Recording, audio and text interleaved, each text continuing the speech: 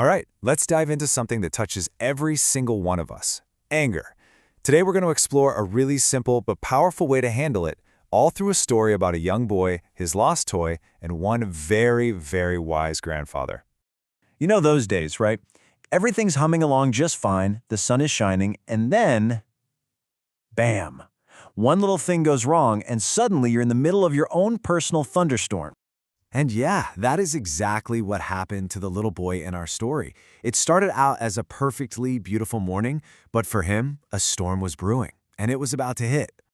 So what was this huge storm all about? Well, it was something we can all relate to, right?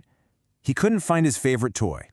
But that one tiny frustration started to build, and it spiraled into that awful sinking feeling of being completely helpless and totally ignored. And then it happened. The explosion. All that frustration needed to go somewhere. So, first target? The door. He just kicked it as hard as he could, a loud physical way to let out the storm that was raging inside him. But you know how anger is. One outburst is rarely enough. The door wasn't enough. So next, he ripped off his shoe and just launched it across the room with everything he had. At this point, the anger was in complete control. And then came the words, the things that made the feeling real. A shout of just pure frustration.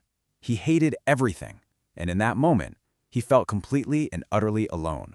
Now, right in the middle of this emotional hurricane, you'd probably expect some yelling, maybe a timeout.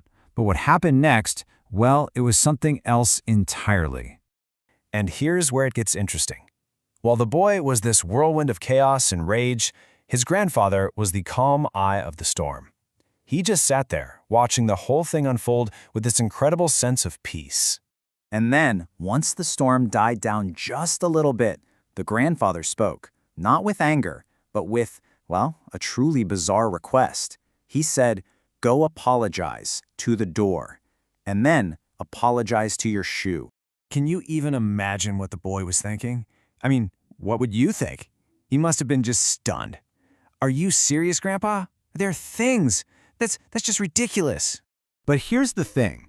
This seemingly silly, even crazy request, it was actually the key to a really profound piece of wisdom about the true power behind saying, "I'm sorry." So the grandfather, you just kind of chuckles and lays out his logic. He says, "You had no problem communicating your anger to the door and the shoe, did you? You sent all your frustration right at them. Well, if you can communicate through anger, you can just as easily communicate through love." See, that's the crucial point. He explained that anger is the easy path. It's just a reaction, an explosion. But an apology, choosing to be kind and humble when you're upset, now that takes real strength.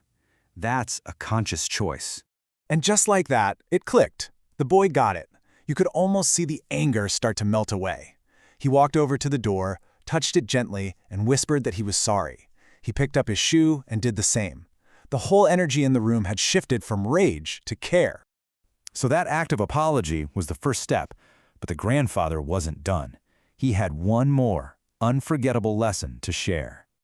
He pulled his grandson in for a hug, and then he asked him the one question that gets to the very heart of all of this. What's the golden rule for putting a stop to a fight? And the answer was so beautifully simple. He told the boy, "You can never, ever extinguish a fire by adding more fire to it. That just creates a bigger inferno. To put out a fire, you need water." And it's the exact same rule for our emotions. Firing back at anger with more anger only makes things worse. It's literally like pouring gasoline on a flame.